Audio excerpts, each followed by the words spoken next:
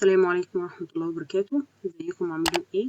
النهاردة بإذن الله هنتكلم عن حاجة جديدة في التولز بتاعة الفوتوشوب. أول حاجة دي واجهة الفوتوشوب بالنسبة لنا. هندوس على البي اس ودي الواجهة بتاعتنا. هنروح نجيب الملفات اللي هنشتغل عليها اللي هما هنا دول. ناخد ده وناخد ده اهو، ونروح عاملين لهم دراج في الحتة الرمادي دي. هيتفتحولي في 3 تابات كل واحد لوحدهم. اول صورة معانا اهي. انا عايزة مثلا هنشتغل على قائمة اسمها فريم تول، الاختصار بتاعها اسمه كي.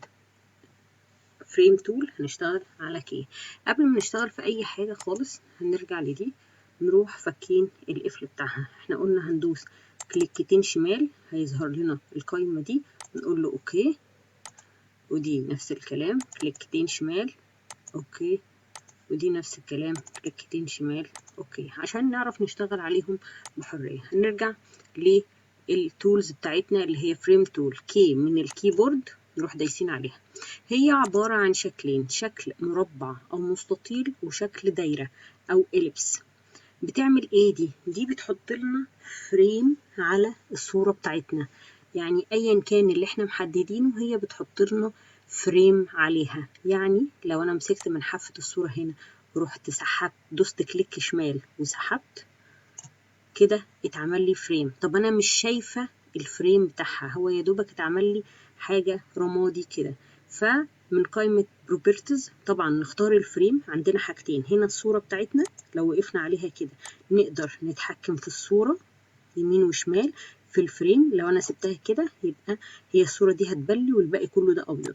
لا، انا محددة الصورة كلها كده اقدر اتحكم فيها. لو انا دوست الناحية التانية كليك شمال هو حدد لي الفريم اللي انا شغالة عليه. من البروبرتيز مثلا لو البروبرتيز الصحيح بتاعتنا لو مختفية، انا كنت قلت قبل كده من قائمة ويندوز بننزل على بندور عليها هنا اهو في البروبرتيز اهي، نروح فاتحينها بتفتح لنا كده، نروح دايسين عليها كليك شمال وسحبينها. شايفين العلامة الزرقاء اللي ظهرت كده؟ ادي البروبرتيز اتحطت، بنروح حاطينها تمام. وادي الويتس بتاعنا وادي الهايت بتاعنا ماشي. الستروك بتاعنا اللي هو شكل الفريم بتاعنا بيبقى كده. ممكن احنا نكبره، ننزل على السهم ده لتحت، نروح كده بص معايا الفريم بيظهر اسود اهو. لو انا عايزة اعمل مثلا الفريم تقيل وباين تمام، لو انا عايزة اخففه وهكذا بدوس هنا، هدوس العلامة اللي على الجنب دي هنا ستروك. ممكن اعمله من غير فريم خالص. شايفين انا اول ما دوست على الشفافية دي ان هي ما فيهاش نو ستروك، يعني ما فيهاش اللي هو الالوان تمام. انا لو عملت كده بيظهر لي باليتة الالوان. انا عايزه اغير مثلا اخليه الفريم يبقى مثلا احمر وادوس اوكي تمام. ادي نفذ لي ان الفريم احمر. لو دوست دي هيخفي لي الفريم خالص كده. انا بقول له نو كولر، انا مش عايزه الفريم بتاعي اي كولر.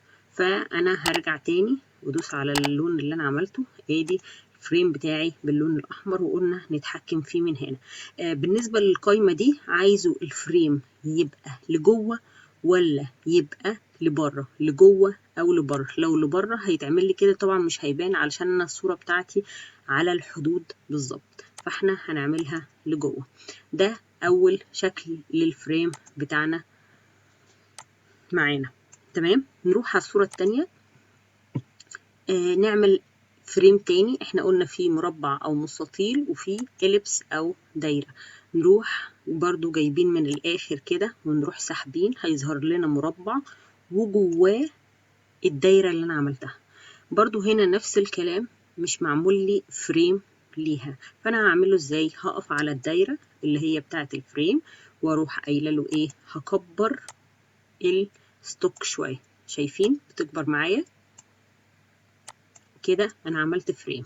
برضو نفس الكلام لو انا عايزه اغير، لو انا عايزه اغير اللون، لو انا عايزه اكبر مقاس الفريم وهكذا. طيب احنا كنا عملنا انسايد، عايزين نعملها اوتسايد.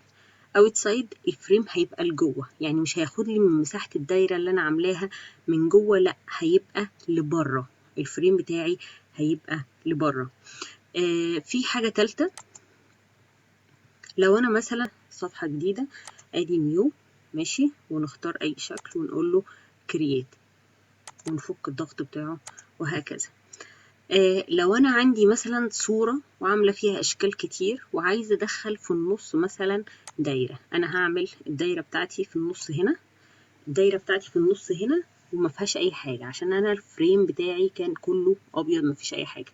نعمله مينيمايز كده ونجيبها على جنب، ونروح مثلا جايبين الصورة دي ونروح سحبينها وحاطينها جوه الفريم، هيظبطها لي على حسب الشكل بتاع الفريم انا كنت عاملاه ازاي. انا طبعا اقدر اقف على الصورة واروح مظبطاها الشكل اللي انا عايزاه. انا والله عايزة الشكل بتاعي يبقى عامل كده اهو ماشي جوه الفريم، نعملها كده تمام. وبعد كده من قائمة بروبرتيز بعد ما اقف على الفريم هقول له انا عايزة ستوك قد كده اهو، اهو الستوك بتاعي يبقى بالمنظر ده. ودي كانت التول بتاعت النهارده، اتمنى تكونوا استفدتوا. ما تنسوش تعملوا لايك وشير وسبسكرايب، ولو حد عنده اي استفسار في اي حاجه ممكن يسيب لي في الكومنت تحت. شكرا والسلام عليكم ورحمه الله وبركاته.